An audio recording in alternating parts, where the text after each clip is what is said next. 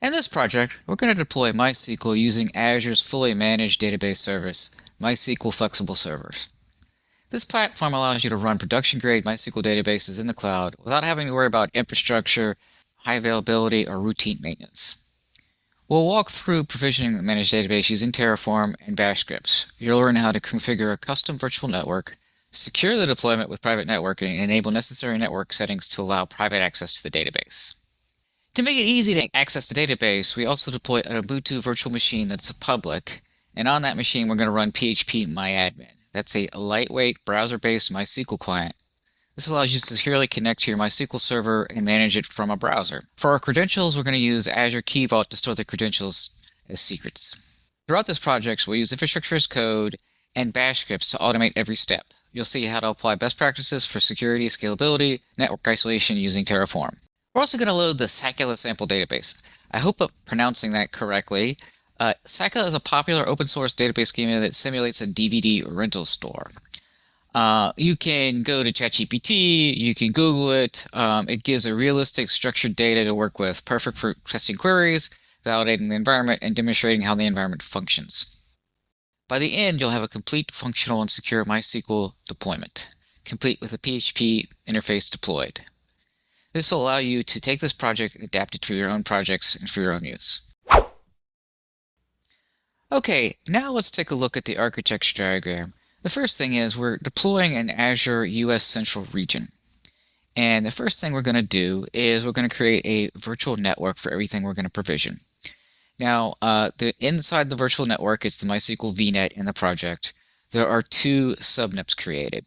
Now remember, with Azure, subnets are done by function. So our function is database and VMs here. So the MySQL subnet hosts the flexible server instance. And then within that, and this is going to be a private instance, so there's no public availability to the SQL server. Then within the VM subnet, we're going to create the phpMyAdmin VM, which is an Ubuntu instance. We're going to install Apache PHP, phpMyAdmin, get it all deployed and running. And what we're going to do is attach a public IP address to this guy. So what will happen is we'll access the phpMyAdmin interface from the web browser on your laptop, and it will go through the public IP address to the Ubuntu server, and then the Ubuntu server is going to talk privately to the SQL database. So the SQL database, MySQL database, is not exposed publicly, but the interface here is. And this is just a quick way to test it. In reality, you probably wouldn't do that. You wouldn't have anything public, but this is just a quick way of demoing functionality. Then the other options are to have a private instance. We have to actually create this private zone, a private link MySQL database zone, and it creates A records to this guy. So when we reference the database, it gives it a name, and that name goes to the private DNS, and we do so that way when this guy talks to it, it's not talking by IP address, it's talking by a DNS name.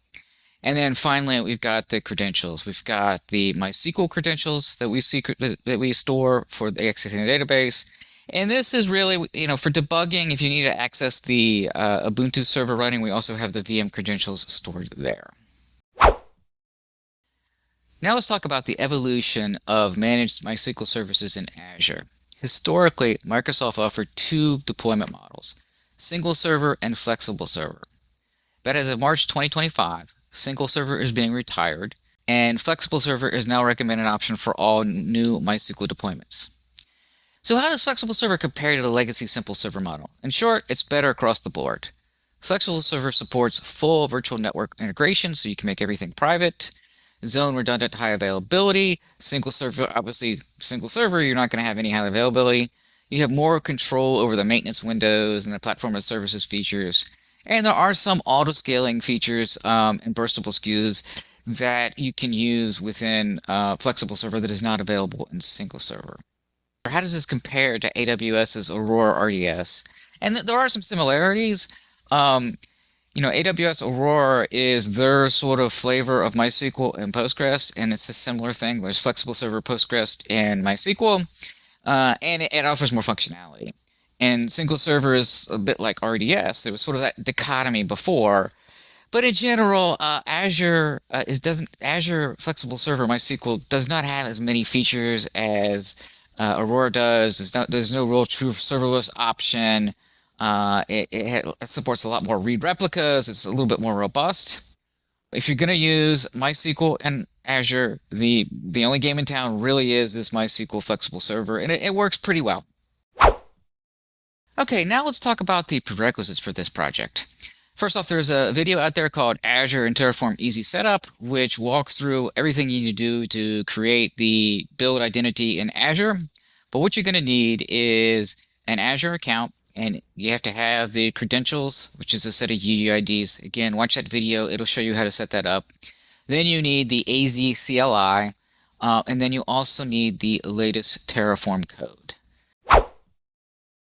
Okay, now we're ready to build the code.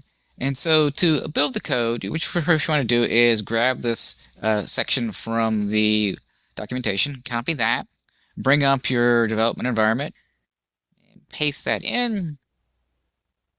Okay, so the first thing we want to do is, in all our projects, we have this script called checkenv, and that's going to make sure you have everything set from the prerequisites so we can actually do a build.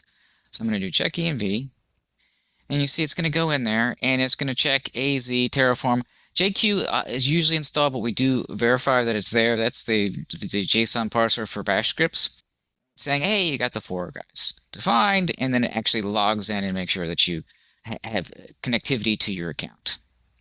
So at this point, what you want to do is you want to run the apply script. Now, the apply script here takes between 10 and 15 minutes to complete the build.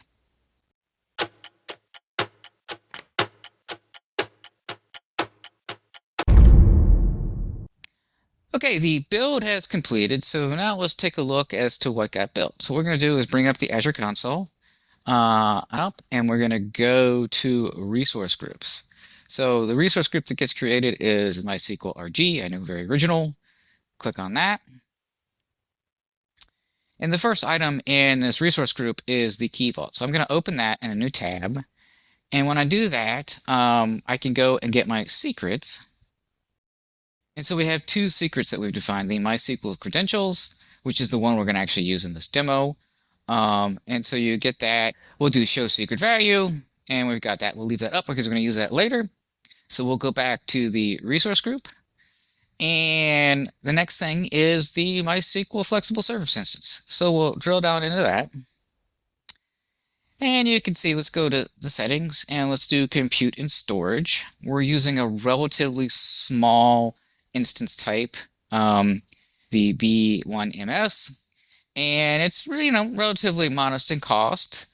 High availability is not enabled on this. We're in single zone. We have 32 gigs of database storage. We took the default IOPS values. We've configured backups to be once a day for 7 days, which I think is sort of like the minimum that you can put in there. And there's no geo redundancy. So that's the compute and storage. Then we have networking, and this is where we've attached it to our virtual network via the MySQL subnet. We also have a private DNS zone, and we'll go into the A record that gets created for the server. Then we have the databases tab. The databases tab is a little interesting. I don't think there's anything like this in AWS, maybe in GCP, but this shows you all the databases that are defined, and you can actually go in here and add databases. I wouldn't be surprised if they start extending this out, kind of like with Kubernetes, where they have basically a kubectl version here. Then they show you the connection screen, which shows you the connection parameters. You will see this in the custom data script of the VM. It's going to do these exact parameters, pulls out of secrets for you. And it basically walks you through how you connect. And we're going to use PHP. Then you have server parameters. You can think of this like there's an INR file associated with your MySQL instance. This is a way of specifying all those voluminous options that you can have in MySQL. And so this is the defaults, but it goes in and says, okay, what's your default character set? Is logging enabled? All sorts of things. But these would normally be in the INI file of your MySQL instance. They hand it through server parameters. And we've got the maintenance, which is, it does most of it for you by default. Then we've got backup and restore, where you can go access your backups, and I can do backup right now, but there's no backups because it's just been running. So this is where you would access your backups and restore from what you have available.